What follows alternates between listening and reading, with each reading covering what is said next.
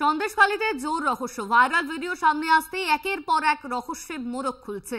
মহিলা কমিশনে মিথ্যে অভিযোগ দায়ের করা নিয়ে সন্দেশখালীর মহিলাদের নিশানায় বিজেপি নেত্রী পিয়ালি দাস ও বিজেপি প্রার্থী রেখা পাত্রের নিশানায় আরও এক বিজেপি নেতা অনুপ দাস। ফলে গোটাটাই আপাতত হযবরল।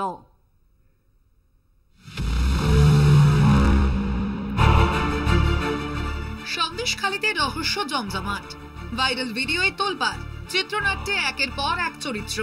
সন্দেশখালীতে গঙ্গাধর কয়ালের ভাইরাল ভিডিও সামনে আসতেই তোলপাড়।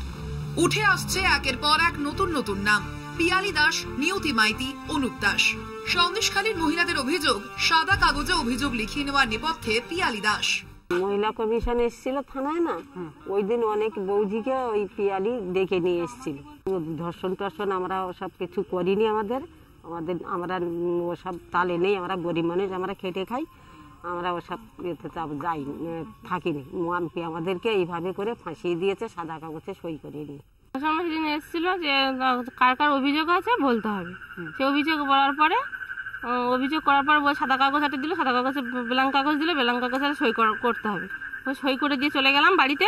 তারপরে 4-5 দিন পরে তারপরে থানার থেকে একটা নোটিশ যায়। নোটিশ যাওয়ার পর জানতে পারি যে আমরা কেস করেছি। কি বিষয়? ধর্ষণের কেস, যেটা সম্পূর্ণ মিথ্যে। ওটা আমাদের মধ্যে ঘটেইনি।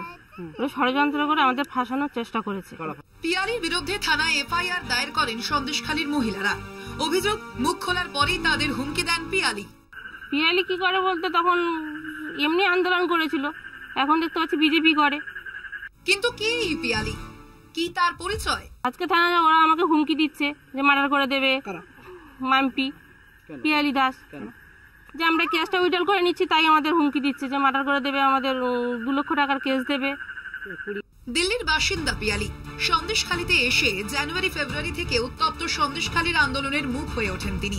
কিন্তু সন্দেশখালীর বিজেপি নেতা অনুপ দাসের দাবি, পিয়ালি নামে সন্দেশখালীতে কোনো বিজেপি নেত্রী নেই।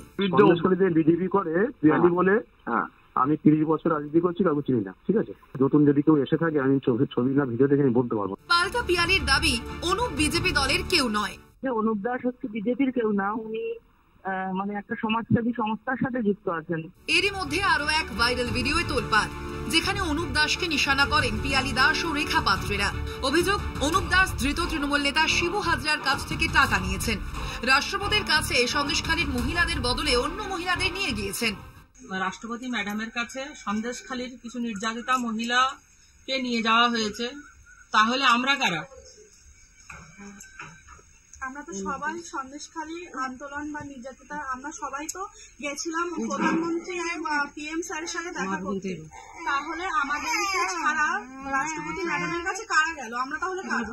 অনুপ দাস, খবর পেয়েছি যে অনুপ দাস নিয়ে গেছেন। অনুপ দাস তো ভিতরে শিবুর কাছ থেকে মাস গেলে 10,000 টাকা করে, শিবুর হাজারের কাছ থেকে মাস গেলে পয়সা নিত। ভিডিও বহু পুরনো, পরে সাফাই পিয়ালির। ওটা অনেক আগের ভিডিও। যে ভিডিওটা আপনারা কথা বলছেন, পরিস্থিতি আলাদা ছিল বলতে কি বলতে তখন আন্দোলন করা ছিল। আন্দোলনের সময় সৈকত দাসও তখন আমাদের সাথে ছিল, পাপিয়া দাসও আমাদের সাথে ছিল। ভিডিওটা একদমই, ওটা অনেক পুরানো ভিডিও। কে বা কারা তাহলে সন্দেশখালীর আন্দোলনের মুখ? বিজেপি প্রার্থী রেখা পাত্রের ভূমিকাই বা কি? বিভিন্ন চরিত্রের আড়ালে কি রহস্য? সন্দেশখালীর মহিলারা কি আসলে কোনো চক্রান্তের শিকার? এরকম নানান প্রশ্নের উত্তর জানতে চায় সন্দেশখালীর সাধারণ মানুষ, জানতে চায় বাংলা। কলকাতা টিভি।